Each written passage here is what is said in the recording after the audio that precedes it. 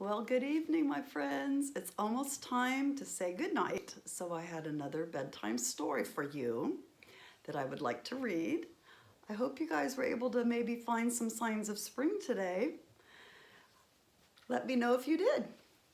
Well, tonight's story is called No Jumping on the Bed, and it's written by one of my favorite authors, Ted Arnold.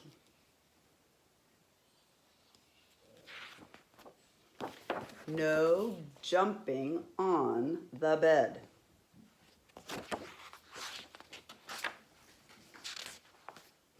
Now, in his bedroom near the top floor of a very tall apartment building, Walter was getting ready for bed. Before turning out the lights, his father said, "I've told you once and I've told you 1,000,000 times, no jumping on the bed. One day it'll crash right through the floor. Now lie down and go to sleep." "Just one more time?" asked Walter. But instead he plopped down on his pillow and he squeezed his eyes shut.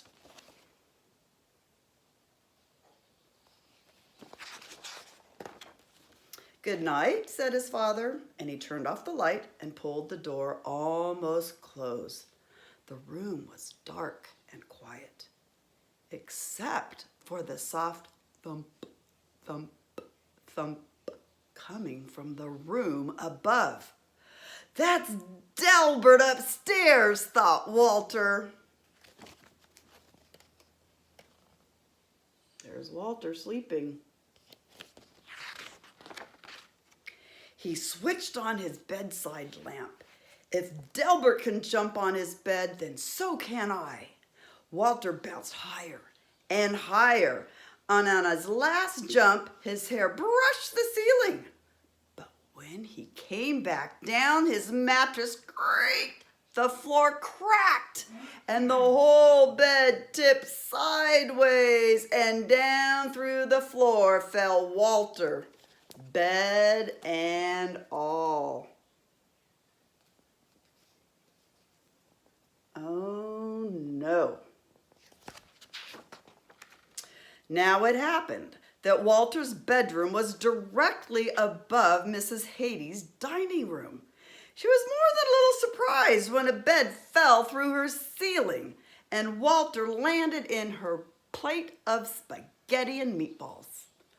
"I was not expecting any company for dinner," she mumbled with a mouthful of meatballs. There he's coming through the roof and landed right in her meatballs. Said Walter. "Spaghetti is my all-time favorite." But before he could eat, his bed smashed through the table and kept right on crashing down to the next floor. Down and down fell Walter, Miss Hattie, the plate of spaghetti, the bed, and all.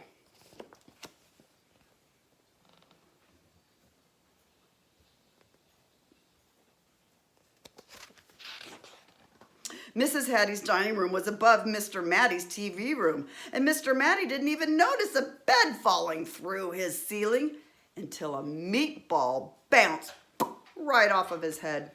Miss Hattie tumbled onto his lap and Walter splashed into his aquarium.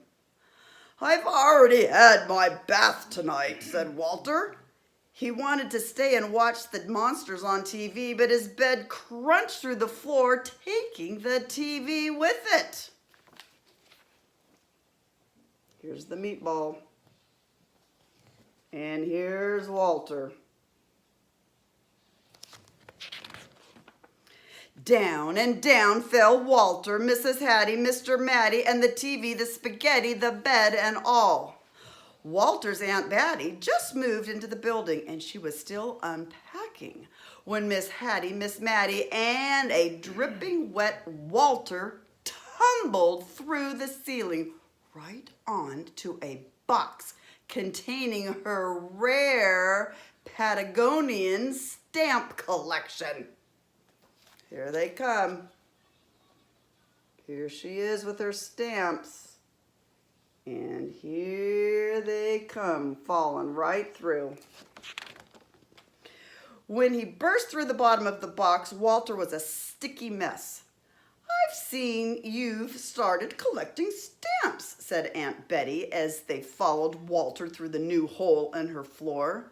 Down and down fell Walter, Miss Hattie, Mr. Matty, Aunt Betty, the stamp collection, the TV, the spaghetti, bed, and all. Here he is, covered with stamps. And there they are, falling. Patty and Natty had worked 3 days building their dream house full of blocks. Alfred and Fatty Cat might knock something over. They carefully shooed her out for the night. But then upstairs, carefully came through the ceiling. "Excuse us," said Walter, remembering his manners. "We won't be staying long."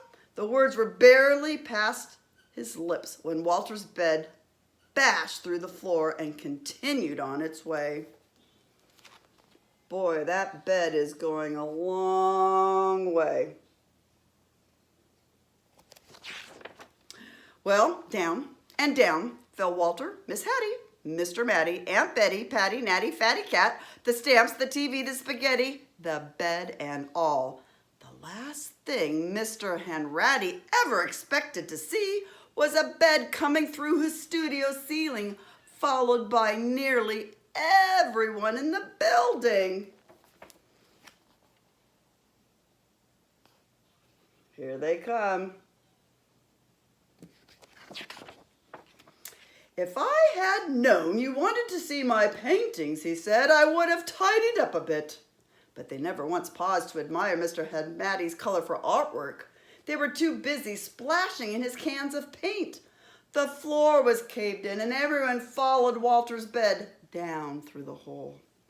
Down fell Walter, Miss Hattie, Mr. Matty, Aunt Patty, Aunt Betty, Fatty, Natty, Mr. Hanratty, Fat Catty, 17 cans of paint, the stamps, the TV, the spaghetti, the bed, and all.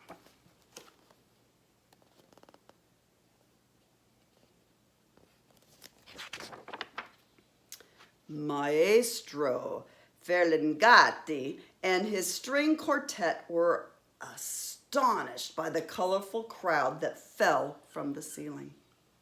The maestro loved an audience, even if they dropped in unannounced. But when Walter's bed smashed through the floor and paint splattered everywhere, the maestro wished his audience would leave, and so they did, along with his string quartet. Oh boy, what a mess. All from Walter jumping on his bed. Well, Maestro Ferlinghetti practice room floor was also the basement ceiling. It was dark and quiet as midnight drove. Walter squeezed his eyes closed and tumbled through the darkness until he landed on something soft. He opened his eyes. Everything was in its place. His bedroom lights were out. The door was almost closed. And through it, Walter could hear his mother and father quietly talking.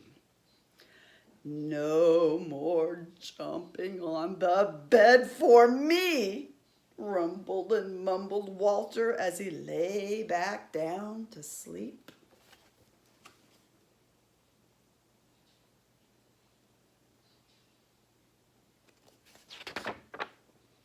Suddenly, he heard a creak. The ceiling cracked, and down came Delbert, bed and all. Down and down fell Delbert.